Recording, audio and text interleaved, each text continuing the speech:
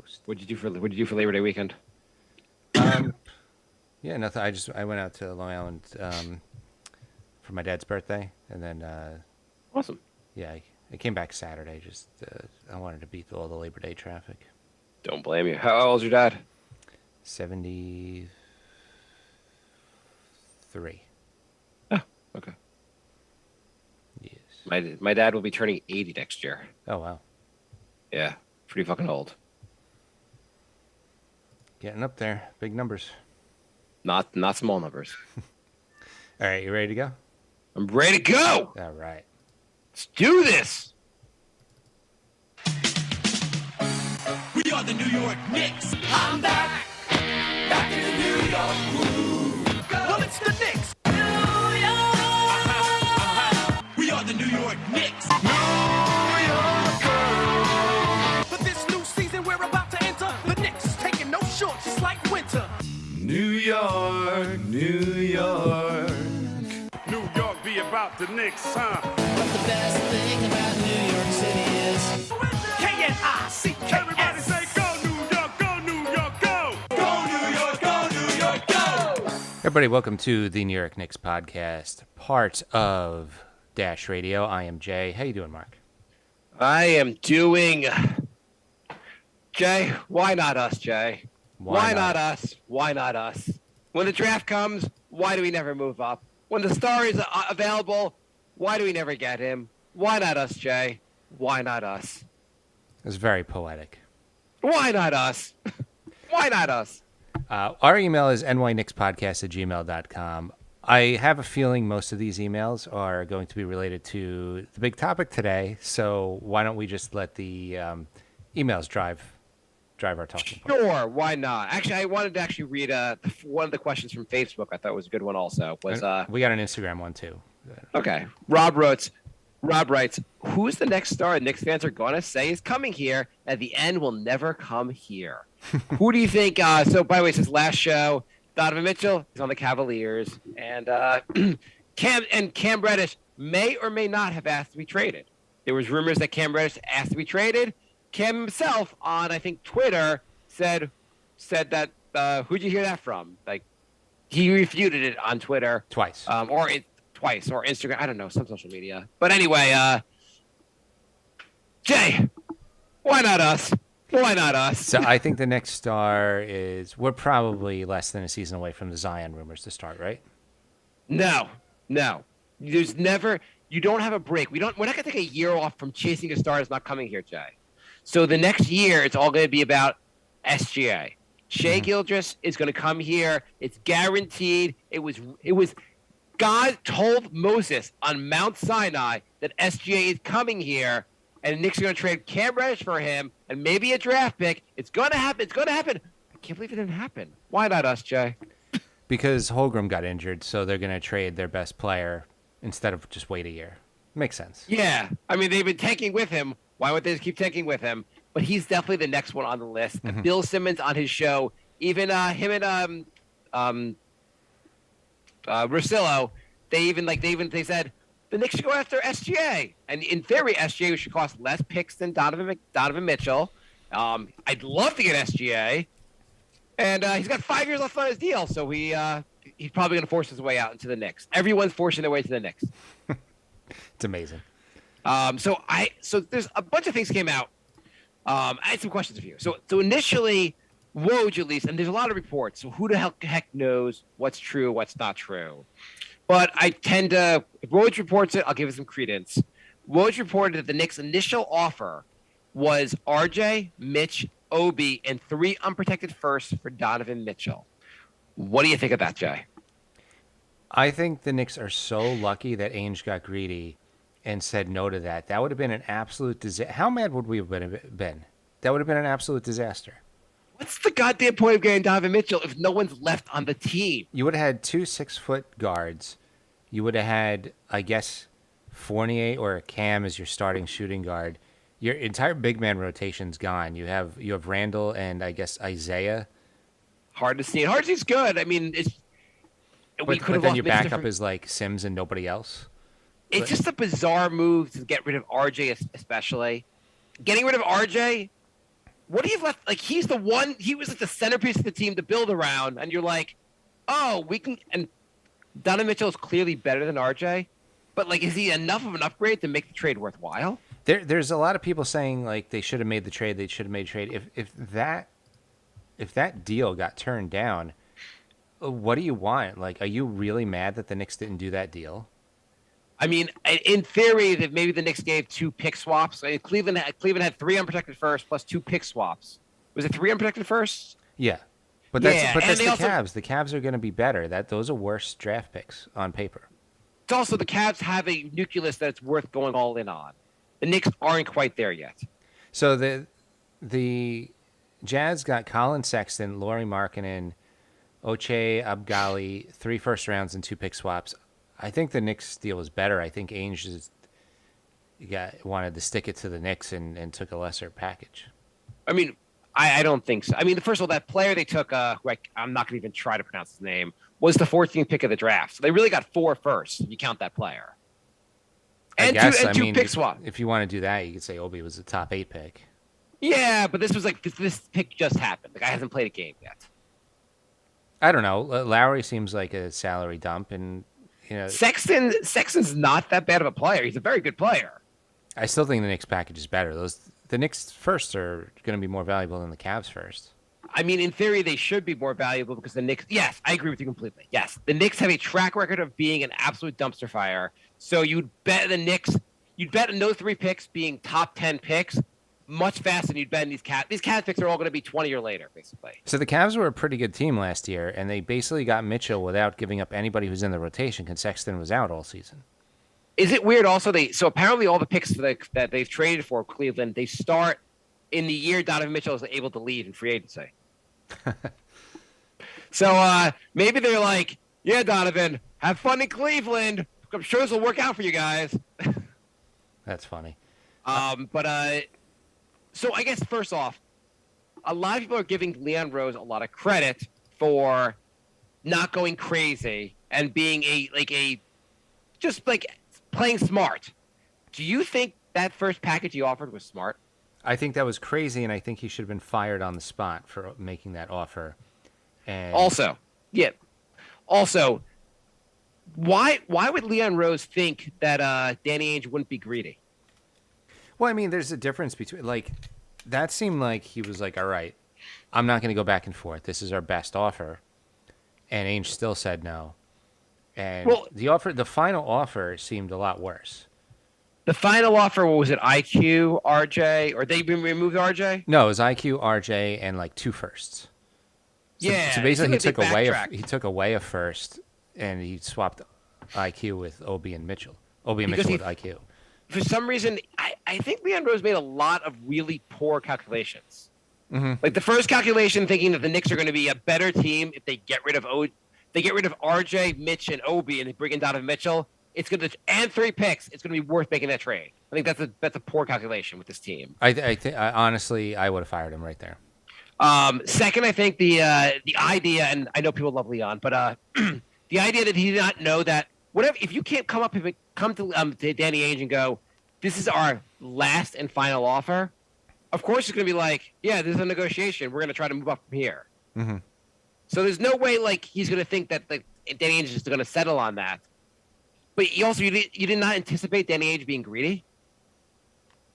Well, I mean, what is your point? That he should have started lower than that initial offer and moved up to that? I mean, I guess so, yes. I also I wonder, what was the point in getting into this negotiation in the first place? I think they really, really wanted Mitchell, and Mitchell, and I think they were willing to pretty much gut the team for him. Well, they didn't though. They here's the thing. I guess the weird thing is that Danny Ainge is going to want a ton, but you're only willing to go so far, not crazy. You didn't go Cleveland crazy as far as picks, but almost why not? I don't think it'd be a good move, but if you wanted him, why wouldn't you do it? I mean, what you think? 2 pick swaps would have put that initial deal over the top? Let's say, yeah, maybe you're I'm going to hold back RJ. I'm going to hold back. I'll give you Obi and 4 firsts, or the three unprotected firsts, all the protected firsts that are worthless, and 2 pick swaps. Maybe that gets it done.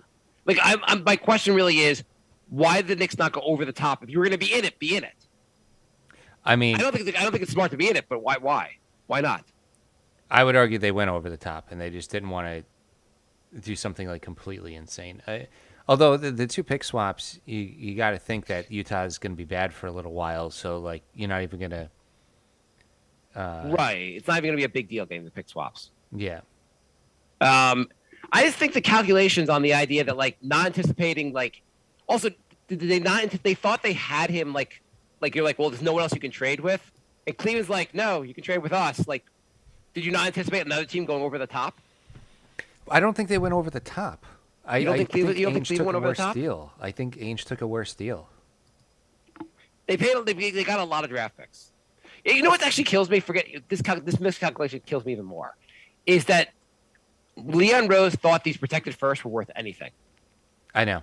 The Knicks really should have just drafted somebody in the first round this year, and not done that, all the moving down and future heavily protected. That was all garbage. That was a waste of time, and it was garbage. Every year he does this stupid, cute draft thing. I'm smarter than everyone else. I'm going to do some crazy stuff at draft time. And every year, like, what do we have to show for it? Year one, and I know, like, not to beat a dead horse this one, but the Knicks had, what, the 32nd or 33rd pick in the draft. Like, they had, like, a top 2, 3, maybe it was top 4 pick in the second round.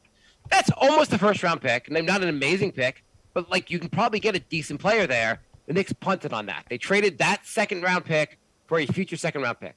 No good reason.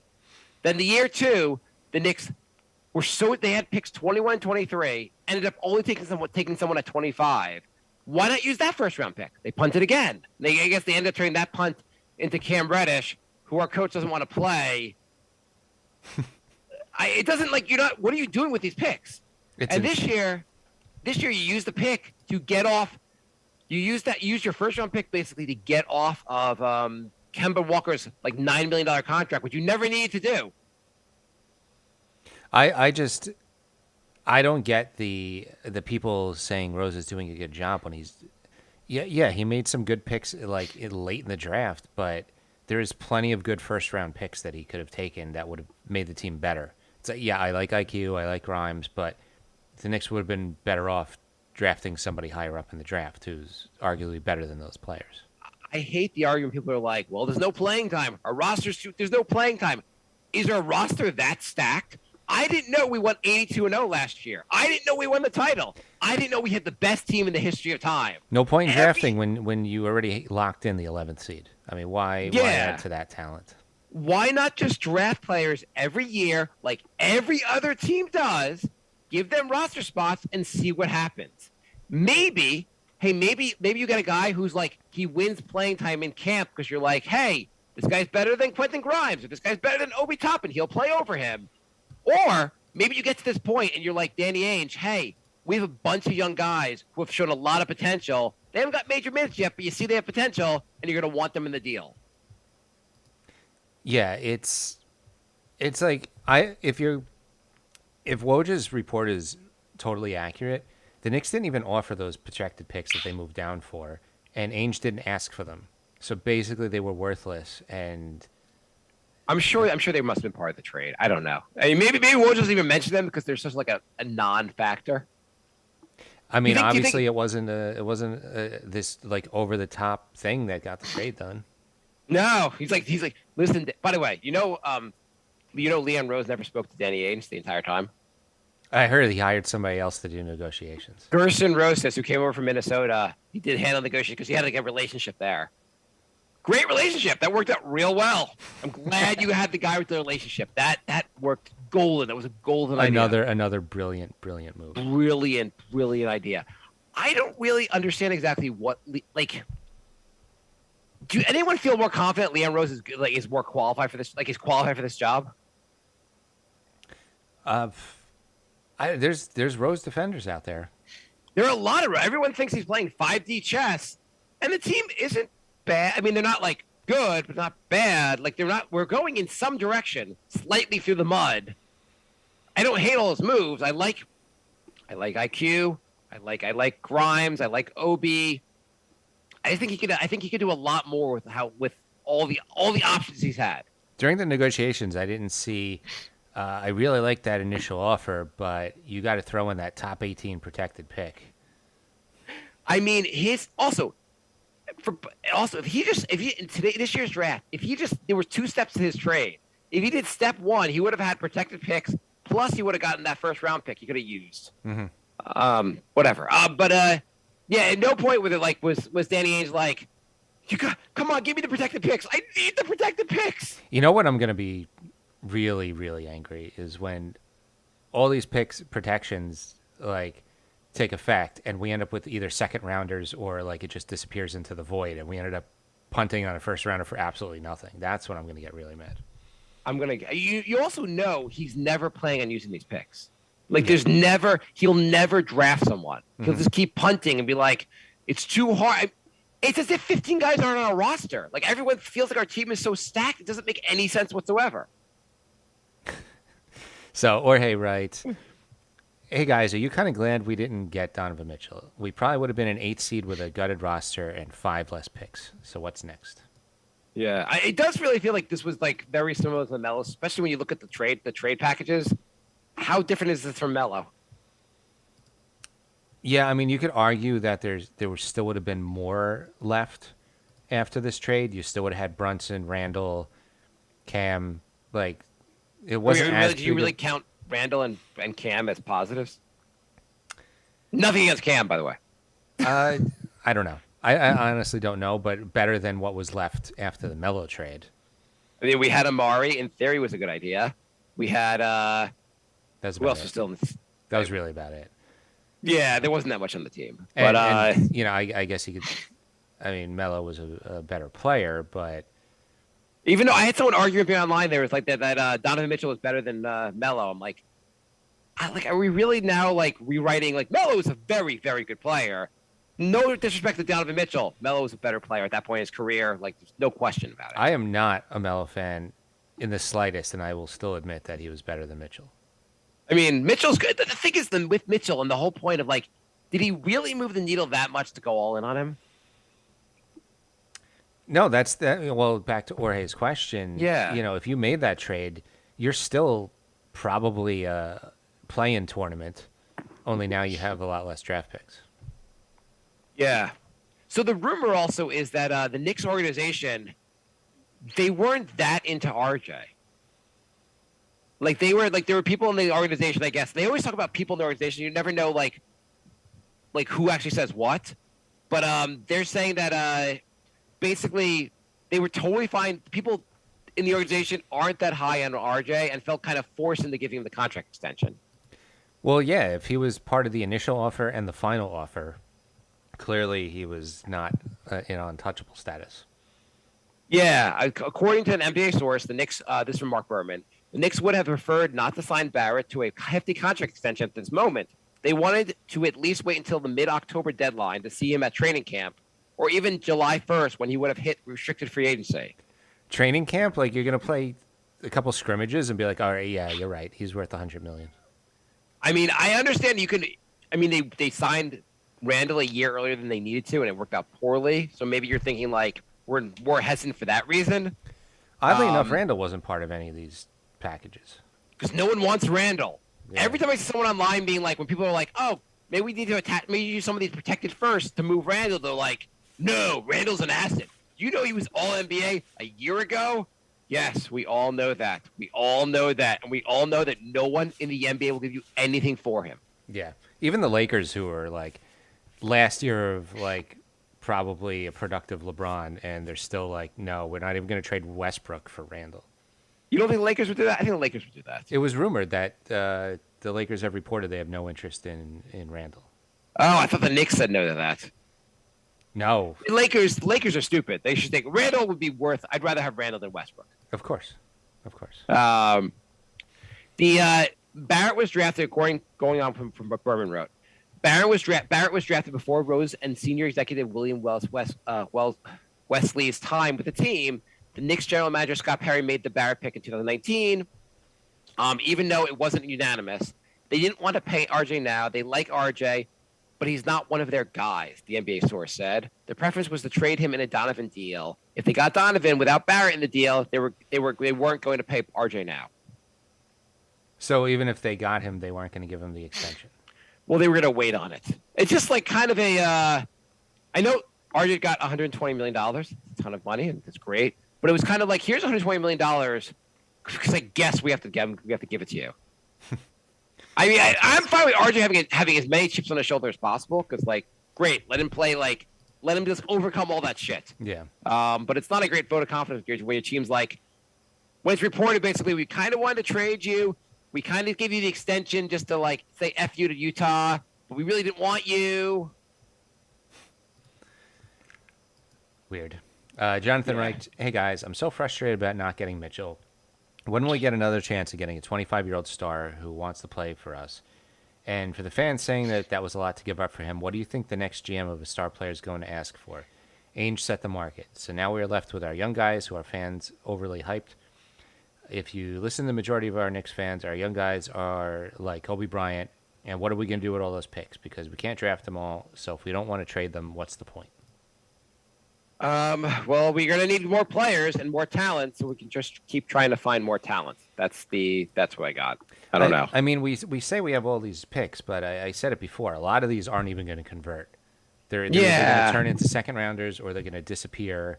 And so we're not even going to use them most likely.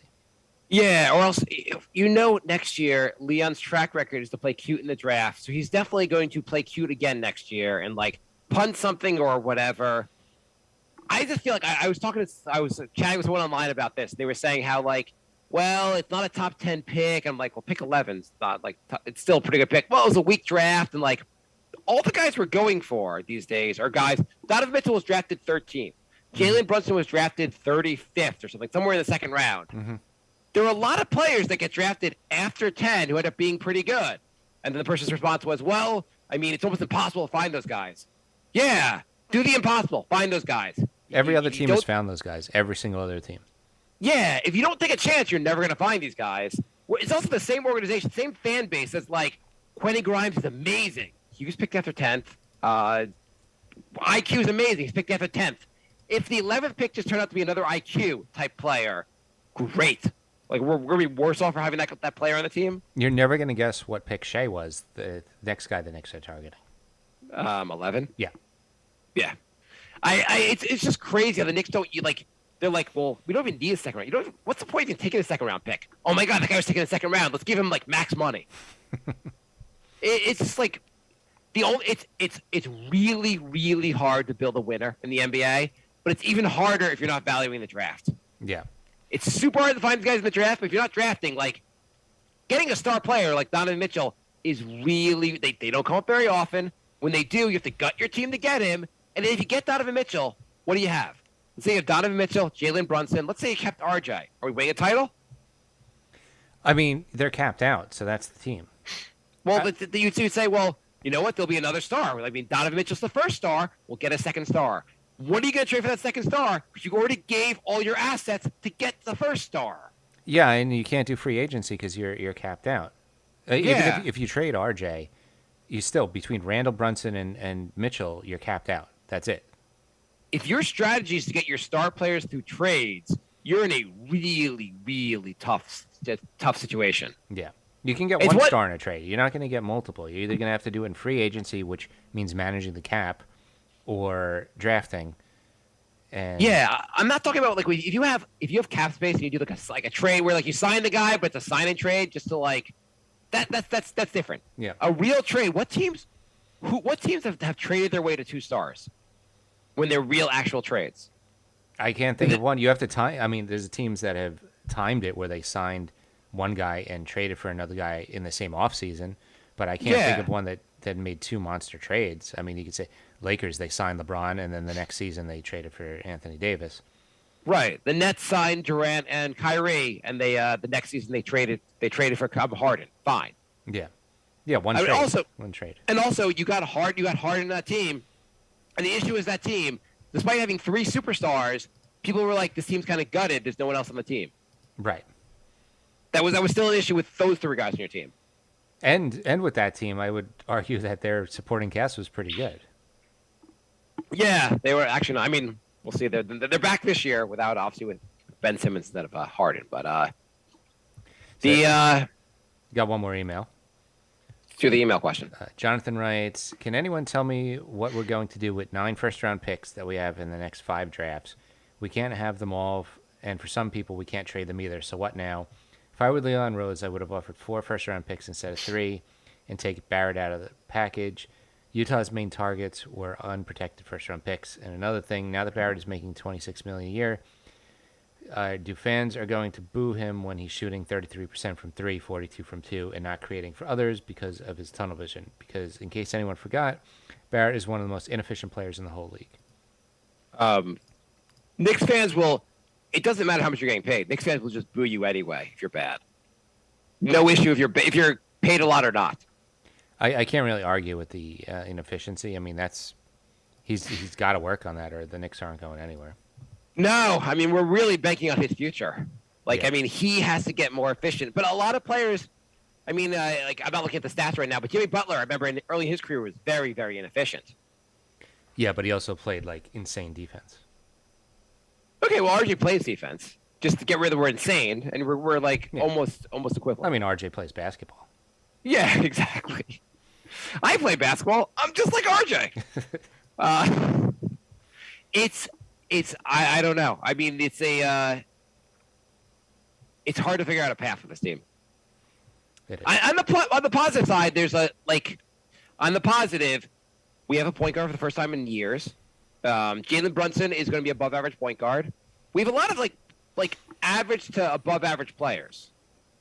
Yeah, honestly, I wouldn't be too upset about the not getting Mitchell. I don't think with the package that was offered, I don't think the Knicks are any worse off without him.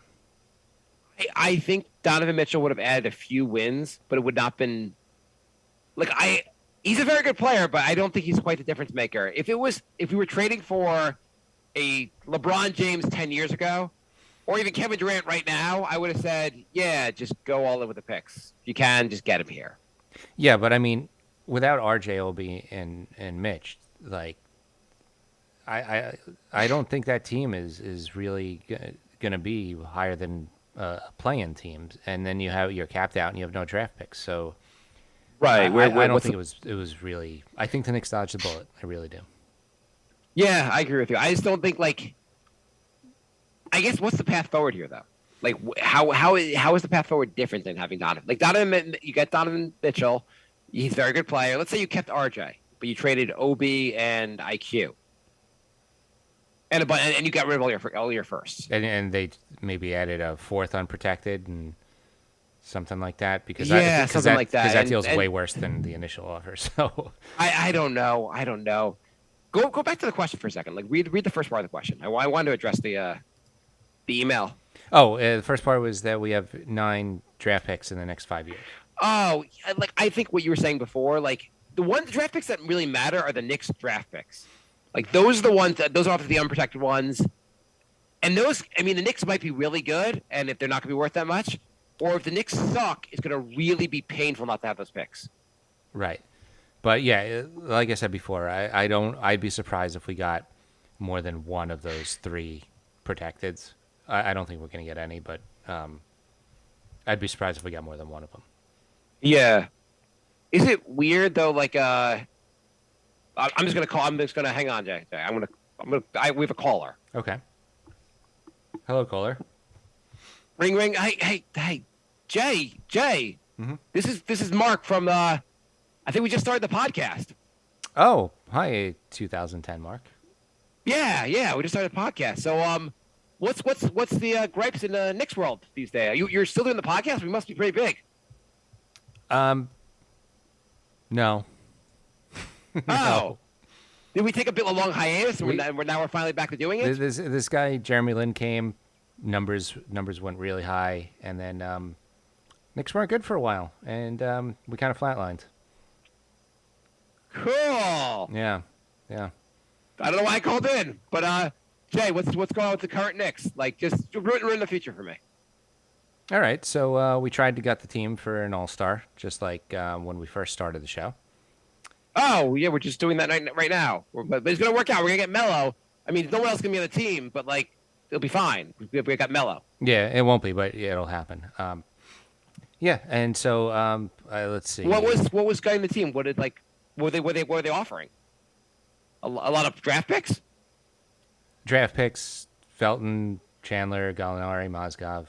No, I meant in the future. So fans, I assume fans are really against trading the draft picks. After the decade we've just had, I mean, fans, like, I know, like, I don't want to trade any draft picks. Like, I imagine the fans are, like, upset about the draft picks being traded. Well, the Knicks got some heavily protected draft picks from a couple other moves. Oh, okay. And so then the Knicks fans now want to trade the unprotected Knicks picks and keep the protected ones. Wait, the Knicks fans are now in favor of trading our draft picks? They want to trade all of them, yeah. We just had a decade of trading them, and it worked out horribly. Yeah, but this time it'll work. Wait, so you're saying 10 years from now, we're gutting the team to get another star player, and we're in favor of getting rid of all our draft picks? Yeah, exactly. Cool. I'm gonna kill myself. I'll talk to you later.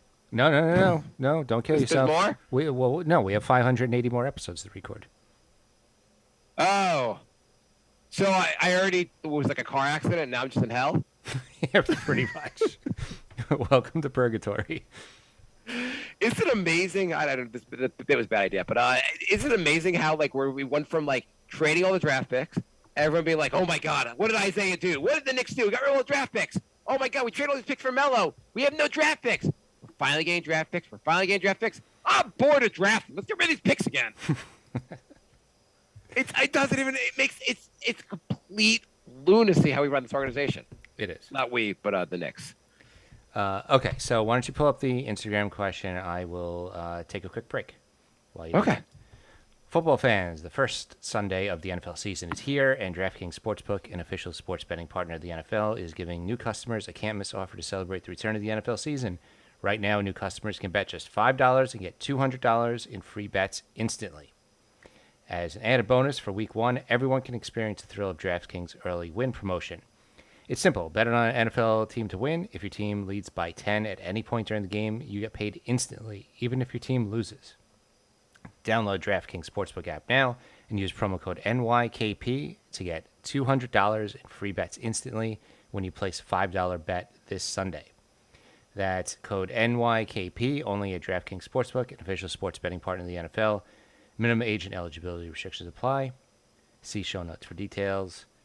If you're someone who knows a gambling problem, crisis counseling and referral services can be accessed by calling 1-800-GAMBLER, 1-800-NEXT-STEP in Arizona, Hope NY in New York, and Redline 1-800-889-9789 in Tennessee. So yeah, $5 will get you $200 in free bets instantly. Check it out. NYKP. That's a great deal. It is. Unfortunately, I can't do it again. I did it last year, and it was a lot of fun. Los Dude 0451 writes, name your starting 5 past or present Knicks players that you loathe. Mine is, according to him, is Kurt Thomas, Jared Jeffries, Charles Smith, Bargs, and Raymond Felton. Jay, you want to start? Let's do position by position. I loved Kurt Thomas, by the way. I like Kurt Thomas a lot also. I'm surprised in that one. But which point guard do you hate the most or loathe the most? Which point guard, all-time Knicks loathing point guard? And just not all time. Let's do it since the show started. Probably Fat Felton. I was a big fan of Skinny Felton, but then when he showed up fat, I got kind of pissed off. It's kind of bipolar. It's kind of like it's a... Skinny Felton was great when he first was here. I was very excited about it. Yeah, I was a big fan. Fat Felton I had an issue with, obviously. I just got mad that he like showed up out of shape and never got back in shape and kind of stunk. Yeah. Didn't love Elfrid Payton. The thing is, I didn't hate Elfrid Payton because I knew he was like a second or third string point guard, and that it's not his fault the Knicks made him a starting point guard. So I always felt kind of bad for him. I felt bad for Calderon.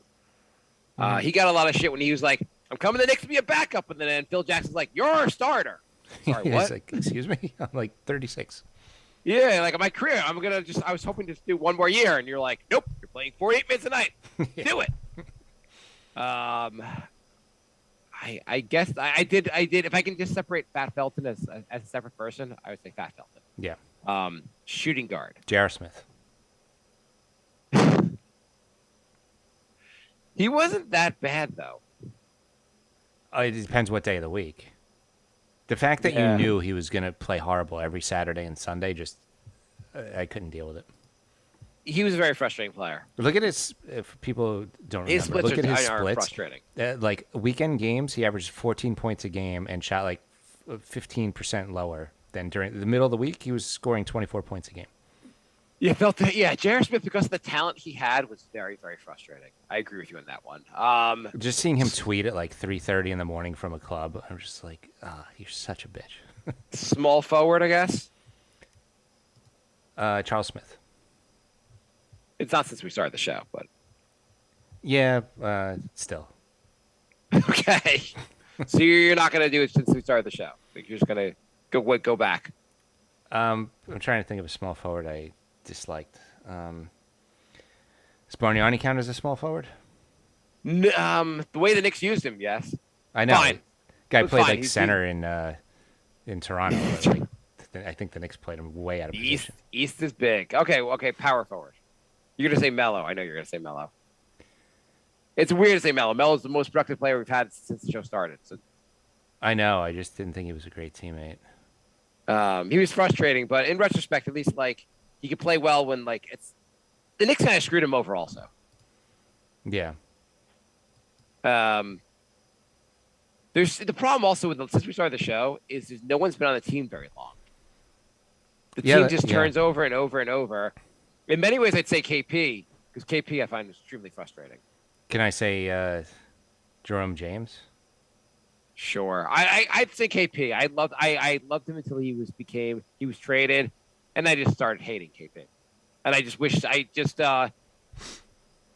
wish nothing but the worst for him in terms of the NBA terms, not personally. Right. Center? Was Curry on the team during the show? No. It's all blending together. Cantor? Center? That's a good one. It's a pretty good one. Yeah. Cantor was frustrating. The guy's name Jared Jeffries. I just never thought he had a lot of talent, so I didn't like hate him. Kurt Thomas I liked. I think that's rough on Kurt Thomas. I don't see why Kurt Thomas draws your angst. Cantor posting that Instagram of cheat day, eating like 8 burgers, and then calling out sick because he had a stomach problem that night was like peak Cantor. Yeah. I find him annoying. So what do you think, Cam Reddish? He wants to be traded, or maybe not. What do you think of Cam? Like, should the Knicks try to trade him? Should they try to use him? What's going to happen with Cam Reddish? I don't even know what his value is. The Knicks traded it first for him, and then I don't know. What is he going to play? 15 minutes a game? Maybe. I mean, first of all, players will be injured. Everyone will have their opportunity. If you're good, you can work your way in practice. Like if Cam is really good, he'll earn his shot. Mm-hmm. This roster's not so loaded. Are you saying because he's third in the depth chart? I'm saying because he's playing behind RJ. I mean, they can mix and match. RJ and Cam could be on the floor at the same time, easily. Is RJ a 2? Is RJ a 3? He's probably going to play both positions. Right. Like, we're going to have some mixing and matching here. We don't really have too many true threes. I think RJ, the problem with this roster is, like, a lot of these positions, there's nobody who's, like, clearly way better that should, like, you know, at the 2, you could be like, okay, you know, we're going to play Fournier, we're going to play Grimes. Like, is one that much better than the other? Who knows? you know what? You know who thinks IQ is awesome? Who? Besides all Twitter. But I thought this was really interesting. So 538.com, 538, Nate Silver. Yep. So they do projections, and they have this thing called the Raptor player rating. And they evaluated everyone in the NBA. And you can look up all the Knicks. And the only player that this is the best any player rates is IQ. And it says category borderline all-star. They say his 5-year market value is $138 million. They said he had a higher rating than Then RJ. So Then he's RJ and worth- Brunson and Randall. So he's worth 5 years, 138. Let's see what RJ is worth. RJ Barrett, they call him an up and comer. They say his 5-year value is $80 million. Oh well, good thing we only gave him 125. Well, whatever. I mean, Brunson, who would be Brunson's 5-year value is $97 million, and it says category good starter. Okay. By the way, how much do you think Jokic is worth? Whatever the max is, 50. There's no max. Just pick a number. 5-year. How much do you think he's worth, basically? And his category is MVP candidate. Obviously. 300. 459 according to this. Okay. So he's worth 459. The Knicks best players are worth like 80. So or over 90. over 5 years, the entire salary would be 550, and he's worth 469 of that. I don't know. I don't know. He's worth 459. So according over 5 years, they think he's worth $90 million a year. Yeah, that's like 90% of the cap. That's pretty funny. Yeah, I mean, whatever. They have some system. I don't understand their system, but it is interesting. The part that's interesting is they think IQ is potentially the best player on the team. That is interesting. I mean, do you want to pick some other players? See how much they're worth? Mitchell Robinson. I was gonna say Obi, by the way, is 5 years, $26 million. Awesome. Do Halliburton. Oh, by the way, Donovan Mitchell this is interesting. So IQ is 5 years, 138. Mm-hmm. Donovan Mitchell is 5 years, 126. They think IQ is worth more than Donovan Mitchell. Interesting. You want to see Halliburton? Yeah. I don't know why you do this. You do this to yourself. I know. But, I know. Tyrese Halliburton, 5 years, 167, and the category future All-Star. He's gonna make the All-Star team next year. I'm telling you. Yeah. Do Obi. Julius Randle, because why not? He is. You'll love his category. Mm-hmm. His category is dubious starter. This is all by the way on 538.com. It's interesting. 5-year value, $29 million. Oh my God. Mitchell Robinson. Oh yeah, you mentioned it before. What are you guessing for Mitchell Robinson? 5 years. I'm gonna say they lowballed him at like 35. I'm gonna guess he's worth more than that. He is 5 years, $98 million. Okay. He's one of the higher rated guys in the Knicks, and his category is up and comer. Okay. Let's do one more. Let's do Fournier. Oh, it's a good one. I didn't look him up last time. I was looking at this last night. Okay, so his category is rotation player, 5 years, $30 million. All right. You want to see Grimes? Sure. He's the other guy we were excited about. Mm-hmm. He is rotation player, 5 years, just under $60 million. Okay. Good. Yeah. But the part that's really interesting is the fact that they are so hyped about Emmanuel Quickley. Yeah. They seem to really like his on the court, off the court stats are through the roof. He's like the Knicks just always, at least last year, were much better with him on the court than they were off the court. I gave him a lot of crap for being a poor shooter throughout the year. Mm-hmm. His true shooting percentage isn't terrible because it factors in free throw shooting. And what do you think? IQ, how good can he be? I mean, I think he could be pretty good. I think he could be a part of like a 3-guard rotation. Like he plays backup for whoever the 1 and the 2 is. Like if they stagger minutes, so he can still play like 35 minutes, like a J.R. Smith type role. Do you see him starting or off the bench? I think he has more 6-man potential, like a Jamal Crawford, Jordan Clarkson type of guy. Do you still like him paired with Derrick Rose on the bench? I do, yeah. Yeah, I think that's interesting. But you're right. So if he plays 30 to 35 minutes, I mean, last year, what did he play? 25 minutes a game? Yeah. Something like that. So we think IQ will step up this year, like have a real emergence? I think so. I expect IQ, Grimes, and RJ and Obi to all get better. Yeah. I mean, they don't get better. This ship is sinking real fast. Yeah. I think with the addition of, I think Jalen Brunson's going to make a big difference in this team. Yeah, I think people are overreacting about losing that. The annoying thing is Cleveland is going to be a really good team, and everyone's going to be like, "See, we should have gotten Mitchell," not like acknowledging the fact that Garland and Mobley. Mobley and Jared Allen are all on the team. Yeah, Like you could argue they might have like 3 or 4 All-Stars next year, and so like, you know. I mean keep the it in problem with the perspective. Knicks is Knicks. I know it feels like the Knicks have been bad since the beginning of time, but we've also just missed every year we're bad. We screwed up the draft pick. Yeah. We have so many, like, you can't miss out on these many draft picks and then suddenly want to be good. Like, we mixed out, obviously, we screwed up. Like, KP, that was the first year that we had a top 3 pick. Mm-hmm. We nailed the pick. We turned KP into nothing. Mm-hmm. Absolutely nothing. Yep. Then we have a Dallas pick coming up at some point. We turned, then we had Frank, nothing. Knox, nothing. Obi, nice piece, but Probably that's the all wrong he has. pick. Yeah, probably the wrong pick. And RJ, you got RJ in somewhere, and then you can argue that Garland maybe, but RJ was a consensus guy, and I'm happy with RJ. Yeah, no, I saw Mark Berman say, the Knicks should have taken Garland. 100% of every mock draft had RJ as the 3rd pick. Like, Right. Garland also had only played 6 games that year. He was like injured most of the season. yeah, it would have been insane to take Garland over RJ. People would have been mad. It would have worked out, but like on draft night, there would have been boos. And either way, it's not like we just whiff with RJ. It's not like RJ is No, like they got one Darko. out of all the you got a ones. very good players. Yeah, it's just they whiffed on the other 4. So you can't bat 20% on draft picks onto like top 10 draft picks.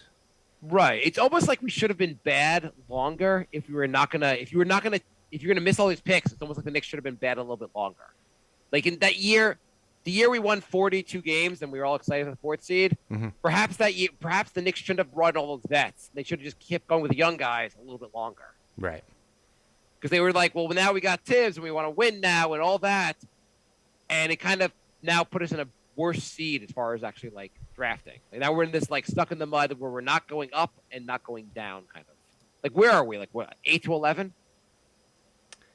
As far as draft picks, Or just as far as seeds? Like we're somewhere in the 8 to 11 pick probably. right? No, sorry. 8 to 11 as far as like the draft. Not draft. I meant as far as the playoffs. Like the 8th. Yeah. Are you following me? Because I'm saying Yeah. this over and over again. Yeah. I'm messing this up. The Knicks are either going to be in the playoffs of the 8th seed or in the play-in tournament. That's around where they're going to be. Yeah. And like to really get better from there, the only ways we're getting better, like what's the path forward? There, maybe. I mean, you can't bank on getting lucky in the draft. As far as moving up spots, but they're gonna have to nail the picks they have. Yeah. And really develop their talent, and maybe package a few guys for like an upgrade. But I don't think you're going to get an all-star for what they have. But maybe if you can package a couple players and get slightly better and keep tweaking the roster like that. I mean, if you think about this, like the most positive, like optimistic way, we have a deep roster. If Brunson's numbers when Doncic wasn't playing were awesome. Yeah. He was averaging over 20 points a game. Like Brunson can do that here or close to that. That'd be awesome. Every year RJ gets a little bit better. If he gets 10 to 15% better, that's huge. Mm-hmm. IQ gets 10 to 15% better. Grimes gets a little bit better. Everyone in the roster is young and they keep getting better. Team's going to be a tough team to and we're deep at every position, Mm-hmm. or most positions besides small forward. Well, I mean, Cam might be good, so then we're deep at the 3 too. Yeah, and the center, like Isaiah Hartenstein, is like he could end up being really good. Yeah, definitely. I mean, the big elephant in the room is Randall. There was a thing about Hartenstein. I think I told you off the air, but there was something about some guy on Reddit, like did a ton of analysis and research, and like his big claim to fame was pointing out that like Jokic was going to be awesome before Jokic became awesome. Mm-hmm. He was like, this guy's going to be amazing. Yeah. And the only other player he's ever said is going to be amazing was Hartenstein. So if maybe this guy knows something from all his study. Maybe Hartenstein's going to like jump off the page this year. Javier says he's from Utah and Mitchell is fun to watch, but he was not all-star. That's why we always lost in the playoffs. Yeah. I mean, not like Utah, not like they were dominating the playoffs. No, they were a really good regular season team and got a really high playoff seed and then kind of, I guess, underperformed each year. Jay, you know what happens in a month from now? A month from now is regular season. No, we're preseason. Yeah. But we got a month from now. We're going to have real things to talk about. The news is going to move forward. We're going to see these guys playing, and the good, the bad, the ugly, all of it will be. It'll be a lot more fun because like things will actually be happening. I look forward to the days where we don't have to do an entire show on a trade that didn't happen. I really wish. I wish we could just stop pretending all these guys are coming here. I mean, we've been pretty realistic about it. Yeah, I know, but it's just this drumbeat all the time. There's like LeBron's coming here, then Durant's coming here, then like there's all these like Donovan Mitchell's coming here. All these reasons. Just develop a team. Yeah. All right. So NY Knicks Podcast at gmail.com. We're NY Knicks Podcast on Instagram, Facebook, Twitter, and Patreon. Like and subscribe. We're on iTunes and Spotify. We do our shows live on Twitch, twitch.tv/crumpledbacon, and YouTube, youtube.com/TITOWAJ.